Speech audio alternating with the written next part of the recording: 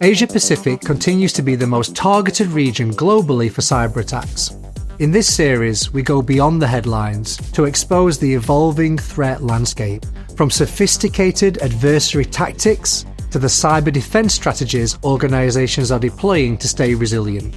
So far on this journey, we've discussed the threats in Asia Pacific and the technologies being used to defend organizations.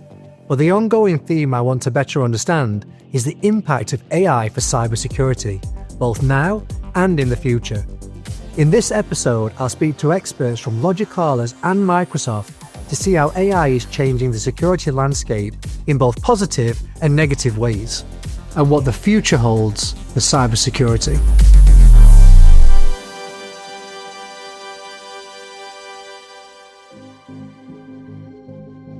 Asia Pacific's diversity and rapid digital transformation make it a prime target for cyber attacks. With organizations across industries facing everything from ransomware to sophisticated supply chain breaches, attackers are not just going after the obvious targets. They're exploiting vulnerabilities in partners and vendors, leading to significant data loss and business disruption. If we look at Asia Pacific as a region, it would be quite a folly to say that Asia Pacific is a region, because it's just made up of so many other regions as well. Asia Pacific is a hotbed for a lot of transformation that is eventually taken out to the other parts of the world as well. So if you put all of this together, I think it really puts Asia Pacific right in the spotlight to be the prime target. Recently, we have seen the attack is towards multiple industry. It could be from critical industrial, financial institute again, and then governments, right? As long as your data is valuable, the attacker or the hackers will come to you. Besides being the most targeted region across the world, there is a whole variety of attacks that we are seeing. Of course, we get to experience all these various scenarios where customers come to us, or with our own services like the managed SOC services that we offer, managed NOC services that we offer. We often come to see that what is the wide variety of attacks that customers are going through. But what I've seen recently, and this is again coming very closely working with our strategic partners like Microsoft and also with our customers, we have observed that the nature of these attacks are getting truly diversified and very sophisticated. I think we are seeing more attackers or hackers are using or leverage AI more. So to me, like at one side, like AI is power the threat detection, analysis, and the information fatigue, right? But at another side, hackers use AI attacking by using deepfakes, right? Skill attack, right? And also ransomware, yeah. Irrespective of who you are and which organization you're part of, if you're not talking AI, if you're not implementing AI, you're not relevant. You have to be there. And that's where I think I would see AI as a double-edged sword. I wanted to understand from both Paris and Edwin the impact that AI is having on cyber attacks they see in organizations across Asia Pacific. A lot of businesses are in this mode to adopt AI. Even bringing in this so-called the hottest buzzword around agentic AI into their operations, whether it is for HR, whether it is in sales, marketing, operations, etc. It's all about getting autonomous agents to do the task for you. The hackers, the threat actors know that your agents that you're working or deploying today is another mechanism that you're opening up to breach your boundaries and get into sensitive data and all that. It comes as no surprise that the threat actors are also harnessing AI for their own malicious intent. If, let's say, as an organization or as a business, if you and I are spending $1 on getting those AI tools, the threat actors are using $4 to put those same AI tools to malicious use. And that really says something that, if we think that we want to make sure that we use AI for good purposes, for nefarious purposes, the threat actors are probably 10 steps ahead of us. In Microsoft's latest threat intelligence report, they highlight AI systems themselves have become high-value targets, with adversaries amping up the use of methods like prompt injection, data poisoning to attack both models and systems, which could lead to unauthorized actions, data leaks, theft, or reputational damage. For example, as AI adoption accelerates, so does AI's access to sensitive data. Use of generative AI has introduced new layers of complexity to the threat landscape. This means organizations require a strong security framework that helps them prepare for AI adoption, discover how AI is being used within the organization, and protect sensitive data. To better understand the role of AI in cyber threats and the challenges facing Asia Pacific, I had the opportunity to speak with Vivek, the Microsoft country lead for Malaysia. With nearly 3 decades of experience in technology and 12 years in Microsoft, Vivek has extensive experience navigating technological change within organizations and seeing the effects of innovative technologies such as AI across business operations. What are the challenges that you see customers facing around AI and security, and how can Microsoft, together with partners like Logicalis, help solve those challenges?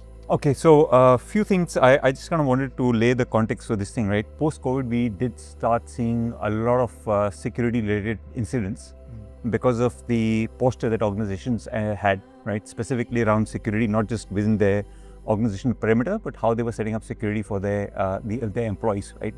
Now, fast forward when when generative AI basically got popularized with the coming out of ChatGPT in the end of 2023, we saw the hackers actually becoming some of the fastest adopters of generative AI, and they started creating a lot of malware. And now, obviously, you have a lot of deepfakes being created, where they started leveraging even more sophisticated technologies to attack customers and organizations. So the forces around the lack of security posture, the lack of governance, and when I use governance, I basically am trying to use the word security interchangeably with governance and risk and compliance and so on and so forth. So now there's AI that's come into the picture. There's a lot of sensitive data assets that organizations have, the crown jewels, for lack of a better word, the crown jewels that they have in terms of their data, that today does not have a very strong, not just security, but a strong governance structure around it, right? And the other thing that we are realizing is that while organizations have a responsibility to fulfill to ensure that the security, the governance and the compliance elements are all put in place, they don't have the talent, right? So we are recommending partners such as Logicalis to say, you have to go to a partner that understands security, governance, and compliance. Because if in Malaysia, you're serving a financial services company, you have to comply with RMID guidelines. If you are, for example, in Singapore, you have to comply with the the Monetary Authority of Singapore guidelines.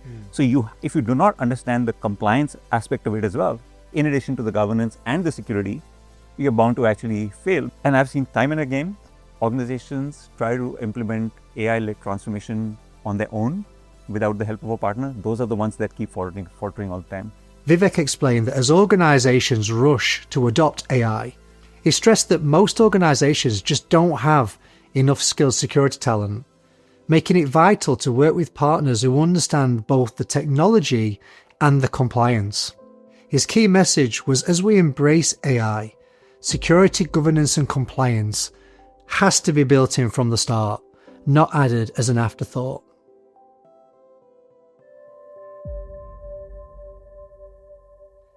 As my trip draws to an end, I wanted to speak to Roger about the future of cybersecurity and what he sees as crucial challenges for organizations. While I cannot predict the future, but based on the current trends, what I can see that with the technology advancement that we are seeing, AI coming in place, it's inevitable that for SOC operations or the security technology that you will be using, right, to protect your organization, you have to infuse AI and automation as well. And there's already a lot of research that we are seeing that agentic AI will be coming, making solutions to be more autonomous, that require less supervision, to make solution much more easier, that require less tuning, and also be aware about what is happening and able to put up the defense based on your environment. Yep, so that's what I would think that it will come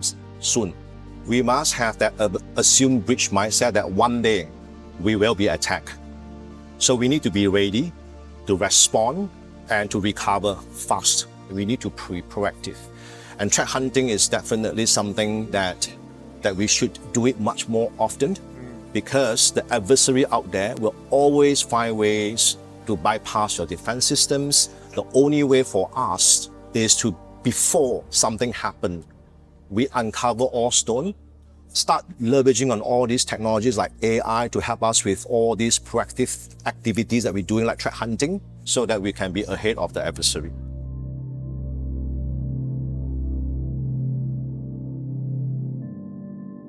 Over the past week, I've uncovered 3 powerful truths.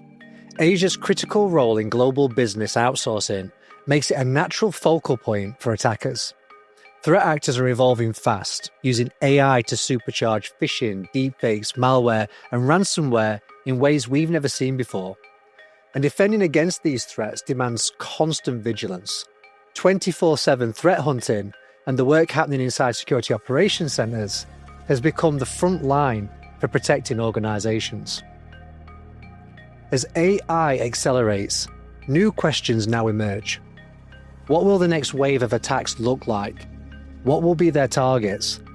And how will technologies like generative AI shape both the threats of tomorrow and the defenses we build to stop them? This series started with a question: why is Asia Pacific the most targeted region in the world for cyber attacks? Now, looking ahead, no one can predict which region will become the next major target. But the research is clear: cyber attacks are not slowing down. So the real question is, are we prepared for what comes next? Thanks for watching.